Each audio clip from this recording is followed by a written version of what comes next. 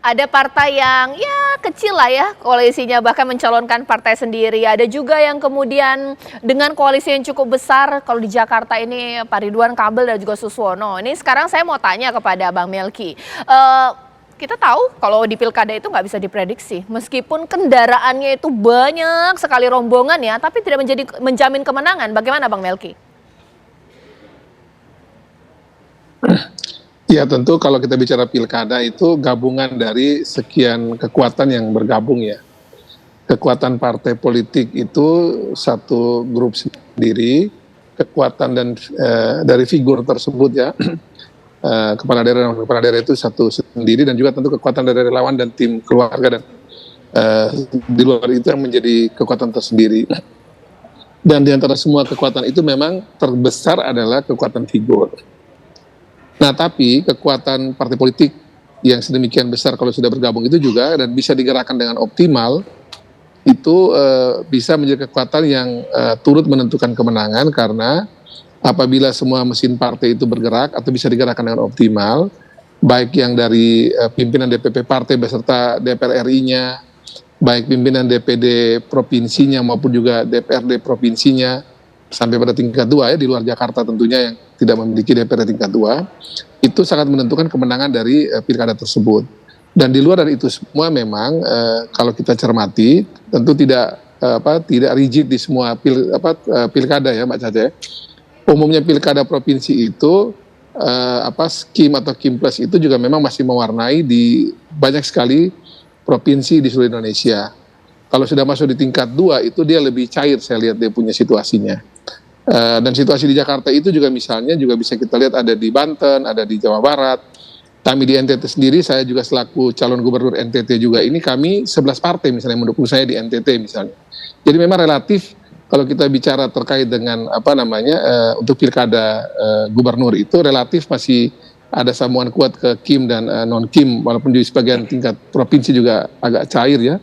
Seperti kita lihat Banten kemarin misalnya juga dengan pembicaraan yang dilakukan dengan baik, musyawarah mufakat, kemudian Bu Airin bisa kami usung kembali dari Partai Golkar misalnya di konteks Banten. Tapi juga saya lihat juga di banyak daerah juga dampak dari putusan MK ini juga terjadi. Tadi juga sudah Tiffan tadi sampaikan, Arisa Patria misalnya teman kami di Tangsel tiba-tiba memilih ada tugas lain misalnya. Jadi saya pikir nanti sampai dengan besok, saya setuju dengan semua teman-teman tadi, sampai dengan besok tanggal 29 Agustus ini baru kita bisa lihat kira-kira pemetaan secara nasional di provinsi maupun tingkat 2 Indonesia, bagaimana potret gambaran koalisi partai secara umum maupun juga beberapa yang bersifat berbeda, nanti bisa kita petakan dengan baik. Dan sekali lagi tetap kekuatan figur itu yang utama, tapi kekuatan koalisi partai itu juga ketika dia datang dengan koalisi besar dan bisa digerakkan dengan baik juga itu satu mesin tersendiri Mbak Caca untuk pemenangan pilkada. Mas Umam, komentarin dong, karena sini sudah ada Mas Semi ya. Sebenarnya diprediksi atau sesuai dengan prediksi Mas Umam, akan daftar nggak sih Pak Anies? Iya, kalau Mas Anies memang situasinya sekarang agak cukup dilematis. Karena dalam satu sisi potensi itu sebenarnya bisa dimanfaatkan oleh PDIP. Kalau misalnya tadi disampaikan oleh Mas Ciko, tidak ada kalkulasi, tidak ada kesepakatan dan lain sebagainya, ya sebagai bagian dari gerbong besar partai tentu itu adalah sebuah ekspresi kedaulatan partai. Tetapi uniknya putusan dari PDIP sendiri seolah kemudian tidak mendorong satu kekuatan yang memang memiliki potensi kemenangan lebih besar. Kalau misal kita cermati kapasitas elektoral, kita bicara elektoral, Pak Pramono Anung dengan Rano Karno misalnya, dalam konteks DKI Jakarta, oke lah Rano Karno memiliki ikatan bagian dulu pernah merepresentasikan kebetawian dalam ruang perfilman, tetapi Pak Pramono sendiri tidak memiliki satu basis akar sosial yang cukup kuat dalam konteks DKI Jakarta. Nah, kalau misal kemudian kita bicara tentang konteks potensi kemenangan, harusnya PDIP berhitung, harusnya Anies, karena gabungan ya antara Anies dengan PDIP itu bisa menyatukan dua kekuatan besar. Karena dalam satu sisi kelompok PDIP misalnya punya basis di Jakarta Utara, kemudian Jakarta Barat, dan merepresentasikan kekuatan nasionalis. Mas Anies selama ini di stereotip lebih dekat dengan kekuatan Islam khususnya misalnya kelompok kanan Islam konservatif, meskipun basisnya juga memiliki irisan yang sama dengan PKS, Jakarta Timur, Jakarta Selatan, Jakarta Pusat.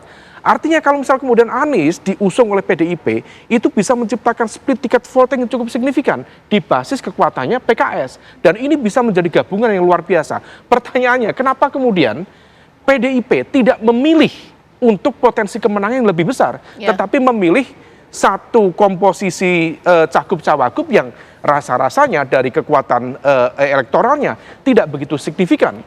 Artinya jangan-jangan ini kandidat yang dipersiapkan, ya yang penting maju, tetapi tidak ada target untuk menang. Mas Umam, kalau tadi Mas Umam mengatakan PDIP agak sedikit melakukan hal yang di luar pikiran kita secara logis ya, bahwa mencalonkan kader yang punya probability yang kurang bisa kita pikirkan untuk menang. Tapi kalau di Banten tidak, mereka mengusung Airin yang punya elektabilitas tinggi. Kenapa? Kalau misal kita cermati, ada beberapa wilayah yang memang tampaknya ini betul-betul didasarkan pada baku atur.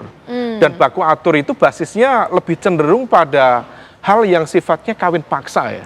Nah, karena memang ada dinamika di dalam, terutama di Banten, yang tampaknya kemarin dinamika internal itu hingga kemudian menciptakan ontran-ontran di salah satu elit kepemimpinan partai, yang kemudian begitu ada pukulan dari putusan MK, kemudian membuyarkan komposisi ini.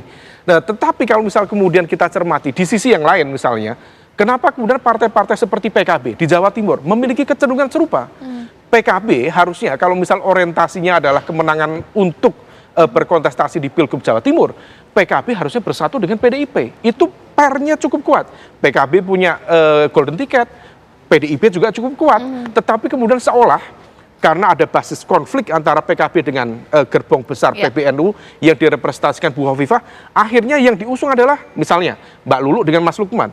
Mbak Lulu sendiri sebagai cagup di Jawa Timur, dia memiliki basis kekuatan elektoralnya itu di Jawa Tengah, di Solo, bukan di Jawa Timur. Artinya ini ada pola yang mencoba untuk bermain-main dan niatnya bukan untuk menang, tetapi sekedar memberikan ruang gelap ini ya, gemerlap gembita gitu ya, untuk mempersilahkan kandidat yang tampaknya diberikan dukungan oleh kekuatan besar untuk menang di pilkada Bang nanti. Ciko, benar nggak sih bahwa ada beberapa di daerah yang kemudian PDIP memasangkan calon-calonnya bukan untuk menang, baku atur istilah seperti itu, tapi untuk wilayah tertentu memang pengen menang, yang diusung elektabilitasnya tinggi, Bang Ciko?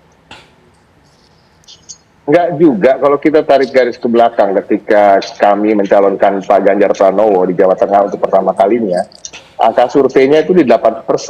Begitu juga suatu waktu ketika Ridwan Kamil maju di Jawa Barat yang hampir juga didukung oleh PDI Perjuangan dengan angka survei yang begitu tinggi Ridwan Kamil saat itu, tapi akhirnya Ibu memutuskan untuk mengusung kader yang namanya Bang TB Hasanuddin yang elektabilitas maupun popularitasnya tidak terlalu tinggi dan cukup ada kemenangan di Pak Ganjar Pranowo tentunya, Kang TB kemudian tentunya kalah dan tidak dilantik sebagai gubernur. Jadi artinya semua ada hitung-hitungannya sendiri, dan jujur memang betul bagi PDI Perjuangan tidak selamanya yang kita utamakan adalah terkait dengan elektoral, tapi juga soal soliditas kader, soliditas arus bawah, soliditas para pemilih kita di pileg yang lalu, dan itu juga sangat penting.